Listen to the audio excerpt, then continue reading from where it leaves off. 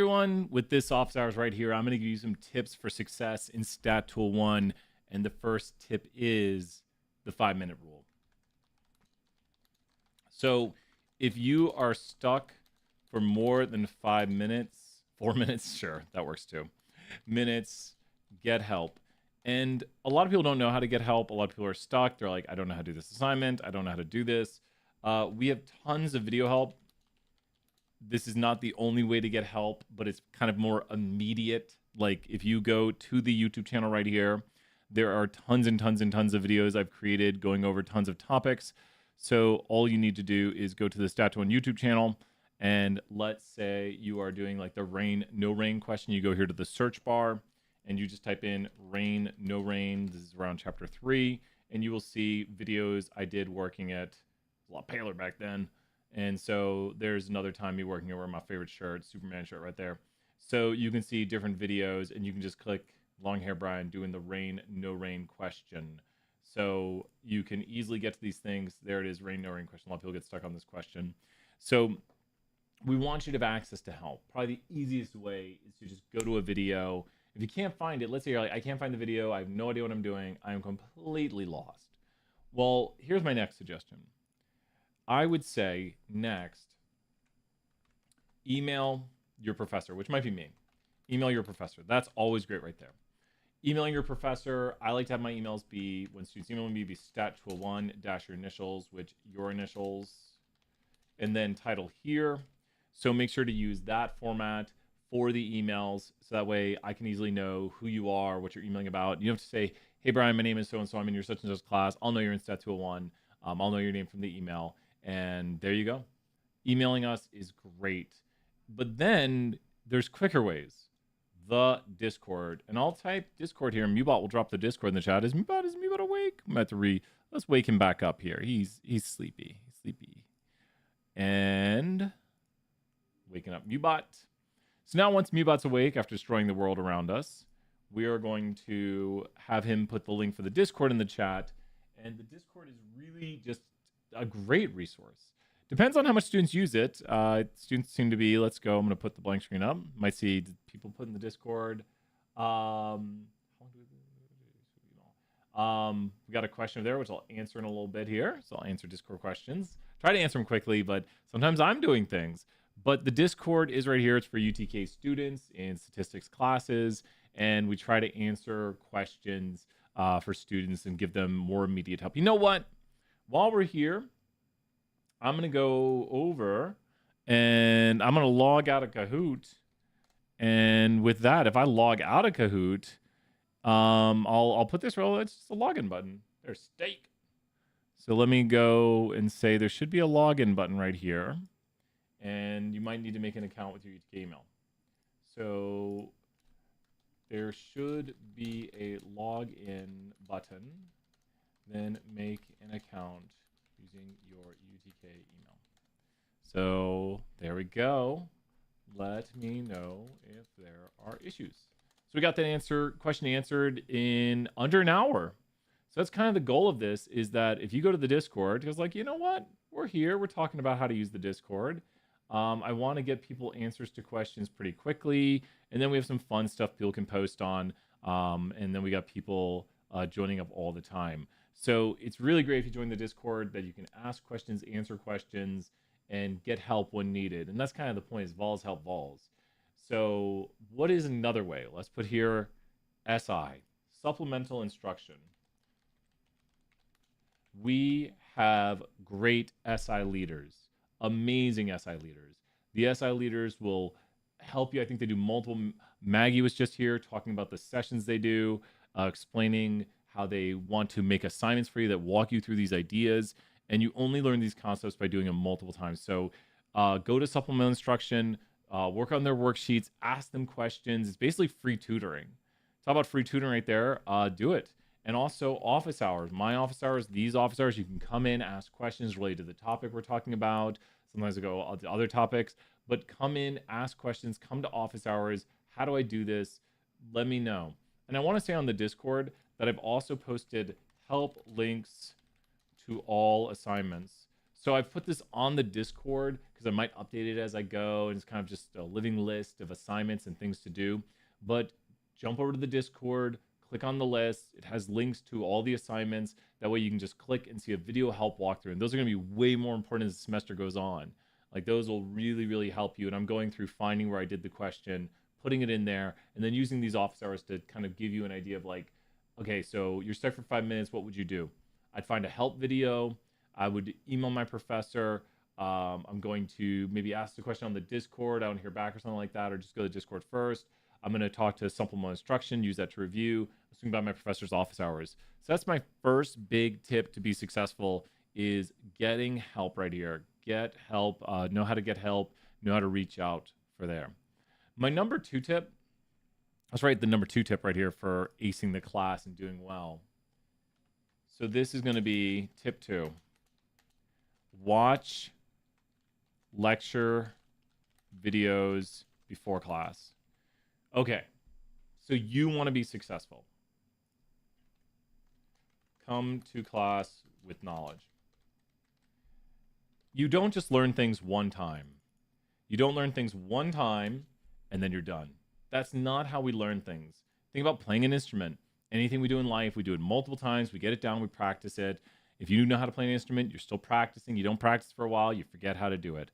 So this right here, come to the class with your knowledge, know how to do it, understand what you're doing when it comes to the material by doing it multiple times. So when we're talking about doing things multiple times right here, my best advice for you is going to be, I'm going to go over to the link for it, online UTK Canvas. Go over here. And I have in my class, and you can find, I'll send you the link to this. I've put under the modules section a playlist. I put it for every single chapter, a chapter video. And they're non-monetized videos. So chapter 1 has a video that is only 29 minutes long. I know that's a lot of time, but it's the whole chapter. I go over everything here. And if you're trying to find this, you can find it nice and easily by going right here and statistics playlist. So here's the statistics playlist in the chat. If you're trying to find it, it's also on the playlist on the YouTube channel. But there it is. You should be able to find it now. I guess we could do this and send you this link right here. But this is the statistics playlist right there. And you can tell a lot of people have used it. Does it show me the views? Views don't matter, but I do like seeing the people use it. No, I thought it showed the views. But the videos have a lot of views. The videos have been used a few times. 2.6 thousand times. So check out these videos. They're not monetized. I make nothing by you watching them. You watch the video, you learn. That's what we get out of it. That's the point of it. I want you to learn the material. And if you notice, chapter 2 is a much meatier chapter. It's got a 57-minute video. Chapter 3 is a little bit easier. You can kind of get the kind of lift of the chapter, how hard it is by how long the videos are. Notice that towards the middle right here, they do get pretty long. Some of these videos are a little bit shorter, I think, because concepts got a little bit similar. Maybe I should have gotten into more detail on the 2-sample T, but I just went through the notes. So might have been burnt out too. I was doing these over Christmas break a while ago. Christmas break 2024? The start of 2023, 2024. So these videos right here, I think, are a great resource. So how do you use them? Here's what I would do. I would go buy a notebook, and I've told my class this. Go buy a physical notebook, and in the physical notebook, have it open, be listening to the video, and take some notes. Just what are you hearing? What are the concepts? What are the words? What are you understanding from this? And what are you going to try to remember when you get to class? Because what I want you to do is, and I want all students to do this, is come to class with some base level knowledge. Some knowledge that is like, okay, I heard him say categorical. I heard him say quantitative. So you're watching these videos, getting a little bit of an understanding. You can put them on when you're working out, making food, doing anything. Just have the video on, listen to it, and try to understand the concepts a little bit before you hear it in class. And then if you get to class and you still don't understand it, that's when you ask a question, or anytime. So come to class with knowledge. You can watch the videos. You can read the book. Attempt the assignments. Attempt the assignments. Watch the videos showing how to go over the assignments. And if you're like, wait, I don't think I understand that. And a lot of the videos walk you through what the concept is, so then you're learning the concept by doing it. So all these things right here are ways to be prepared and to come to class with knowledge. When you come to class with knowledge, all of a sudden the things we're teaching make more sense because you're hearing it another time in another way, and you can ask more in-depth questions. This is going to save you time because a lot of people are like staying up the night before the test, studying the whole week before the test. Why not space that studying out and put it before the test and all those things, and then you're prepared? So I think this is a great tip right here to basically come to class prepared, as in you've already heard the material a little bit and you have some understanding of what we're going to cover, and you can ask amazing questions and hit upon those areas you don't know. So now here's another huge tip, and I haven't even told my class this, so you're understanding things way before everyone is. Tip number 3, start assignments 3 days early. Now, why am I saying 3 days early?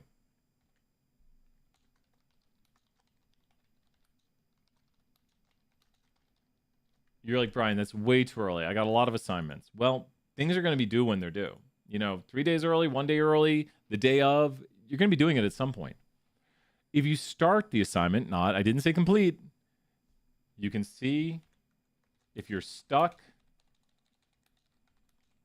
ask for help. Swing by office hours, Discord, email, SI. So think about this. You start 3 days early. You have no idea how to do it. Well, now you can just say, hey, Brian, I'm going to swing by your office hours. You can swing by my office hours. Just swing by.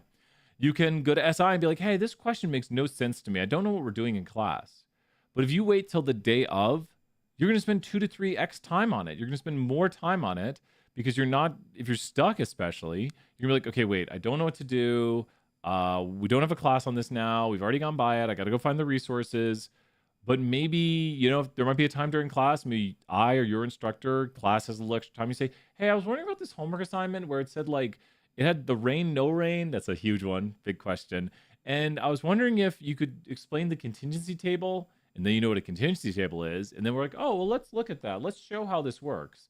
And then you get the answer in class. What's better than you go to class and you get the answers to how to do stuff? It's because you come in with this knowledge. So you see everything's kind of interconnected right now. That if you start them early, if you get a little knowledge beforehand, you can see what you don't know. And if you know what you don't know, you can learn it. So I really think starting early is the key to success. Do not wait. Don't worry, I do it. My wife laughs at me when it's the night of, and I'm like, I got to finish this paper. I've got a 5-page paper, and I've only written 2 pages of it, and I've got 5 hours to finish. It's got to be good quality.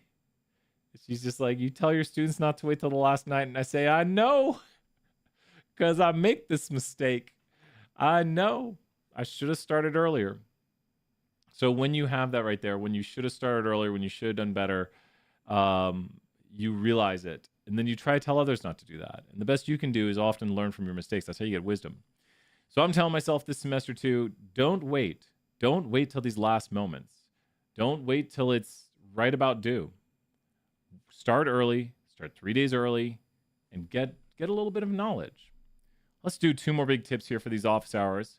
I think of 2 more huge tips to really get you ready for the semester. Tip 4.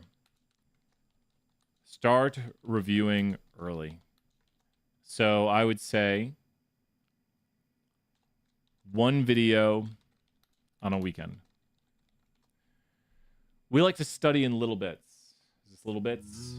It might be. Rick and Morty Mac reference. So start reviewing early. 1 video a weekend. The weekend is the time to relax. We all want to take some time off, but if you just do a little bit of work on the weekend, you save yourself lots of time. Just hearing those concepts again. I have a lot of different videos going over these concepts. I think we're working on getting the Stats 1 page up and going perfect again. But so maybe I'll just drop the playlist. Actually, I can get the playlist here. But I will drop the playlist in here. So let's grab this playlist. The videos haven't changed much. Was it not the playlist? Well, we're going to grab the playlist. So chapter review. all chapter review. Look at this. All chapter review, and we'll drop it in here. So we'll go over here. And this is just another way to hear the material. Notice it's from a decade ago. Stats has been around for 100, 150 years. Same concepts. And I made these videos a while ago, but I think they're still good quality and go over the concepts. They're even shorter than other videos I make. So can you stand a 5-minute video to just hear the concepts again and focus in for 5 minutes? You can do it. This video, how did I do categorical data? You see, chapter 3 was quantitative back then. So if you use this playlist, you might have to take a little bit of a look at what you're looking at. But it's still not bad. The chapters might not perfectly align, so I might need to change the names of these. Histograms, talking about the mean, the median, stem and leaf plots, box plots, all these things right here, all these concepts we're learning. Another one of my favorite playlists, I'll put it on the screen here in 1 second, would be the speedruns playlist. So using that playlist right there, you get the epic speedruns, and those I think are really excellent. Of course, look at what's going to be on the test to know what you're supposed to be reviewing, but I highly suggest starting early and knowing what the material is on the test. So here is the speed runs for, I believe, test 1. We have some separate ones in here, but we'll click this and we'll drop it into here. So there are the speed runs right there. And a lot of them are fun, interesting. They're meant to be quick, not cover everything, as the disclaimer says. Slightly longer here, Brian. Talking about categorical, continuous, all these variable types, and showing you the variable types. I don't think I have randomness in here. Doesn't cover everything. Covers some key concepts, displaying data and understanding data right here. So starting early, just watching the video, listening, knowing that that's a histogram, that's a stem and leaf. The highest value in this data set was 80. The lowest value in the data set was 63. There were 2 individuals in the lower 60s. The bin widths here are 5. The bin widths here are awesome. No, the bin widths here are 2.5 because we don't usually test you on what bin widths are. But there's a lot you can learn just from this screen, and I do talk through it. I'm not trying to teach this right now, just trying to show you what these videos go over and talk about the mean, the median, and show these values on the screen. Just hearing these concepts multiple times, multiple ways, talking about measures of center and spread. The center of a distribution is usually measured by the mean or the median. The spread is usually measured by the standard deviation or the IQR. And you can see right here, we're listing them under spread and center. So you can see the difference between a skewed distribution where the mean follows the skew and the median is lower versus the mean and median would be in about the same spot for a symmetric distribution up here. So just these ideas are very important to what we're doing in statistics, and you have to practice them. You have to hear them multiple times. You're not going to learn them from me just saying it, like univariate displays of data where we have, this is a frequency table and then a bar chart and then a pie chart. So you need to know univariate displays of categorical data can be things like bar charts, pie charts, frequency tables, or ring charts. Ring charts is where you cut the center of a pie chart. Start early and just do a little bit of review, little bits of review, just to kind of refresh your memory, even if you just have it on in the background, but then do some serious reviewing where you sit down, especially before the test. Be like, okay, what do I know? Let me take the practice test here. Let me try to remember these things. Good stuff. One more big bit of advice, and then I got to deal with my crazy day. So what is my last bit of advice? Tip number 5. What is it? I would say, and this is a big one, do something you enjoy with stats. So I can tell you in many ways how I use statistics to enjoy life. Whether it's Pokemon and all the probabilities within Pokemon Go, whether it's rating recipes my wife cooks, whether it's even looking at my workout and seeing like where I'm progressing, not progressing, where I'm plateauing. You can look at all the averages.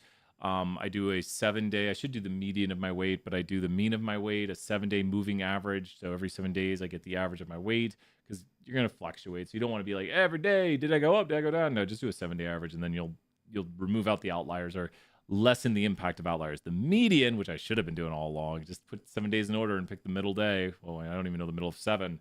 6 is it's been a long day. With 7 days, it's going to be day number. It's going to be day number 4. Watch, it's so much easier when you draw it out.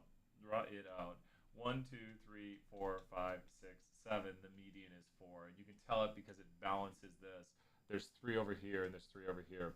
So if I put in order my weights, see, I'm even trying to teach stats right now, and I'm telling you to do something you love with stats. If you put your median, if you put your weights in order, the middle out of the fourth one in the middle, when you put them in order, is going to be your median weight.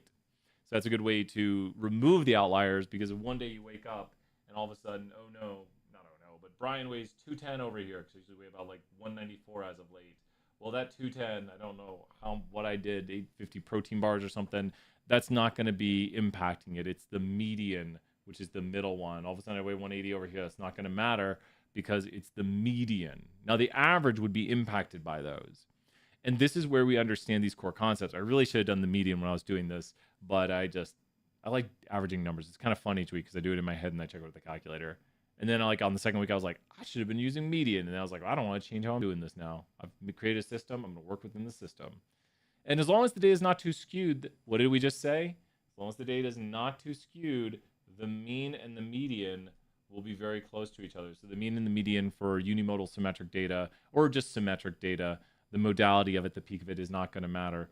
And this is why I love stats, because I can argue for or against what I do. There is a truth to the reality that if there is a lot of skew to my data, there's a lot of outliers, then median is going to be much better. It's going to remove out the impact of very high or very low days. But mean is virtually identical for unimodal, for symmetric data. The symmetry of it is the key aspect. And I think that's what's cool, is when you learn these things and understand why you're using them and how you're using them and the difference between the mean and the median and when it matters. Like if this was some sort of thing with multiple people, and then all of a sudden we have very vastly different weights and it's very skewed data, well, all of a sudden now we really need to be using the median because of the high level of skew of the data, which is something we talk about in chapter 2. Like if the data is very skewed, the best measure of center is going to be the median value. So you understand better why someone would use the median. There was highly skewed values and the mean is not representative of the middle of the data. You can still give a mean, but the mean of this data might be something like 245, and there might only be like one person above 245 out of the 7. You're like, well, the average is being pulled due to high observations. And just fine. Maybe it's sports you love. Maybe it's, there's so many things, baking, cooking, gardening, sewing. There's so many ways to use statistics. You could look at how long it takes you to make a scarf. And then you could even use that in the business sense. If you want to do like a scarf business, you could figure out, okay, I made 5 scarves, and on average, because maybe it's more kind of symmetric, it takes me 2 hours to make a scarf. So then you'd estimate how many scarves you could make in a week. And then you would look at, like you could look at the sale prices of scarves, so you can estimate on how much you sell it for, the material prices, all those things, and actually start building a business. That's what we do with business analytics. And then you could make estimates of your revenue based on that. All of these things link together. It comes from the small concepts of just learning, like, how would I figure out how many scarves I can make? How would I figure out how much profit I can make from the scarves? It all goes to data. It all goes to understanding your data, knowing your data, and you have to like what you do. And I think that's where people are afraid of data, because they're like, well, I'm not good with math. But a lot of times we just use computers and calculators now. You can even just talk to your phone and say, take the average of this or take the median of this. You just have to know the concepts.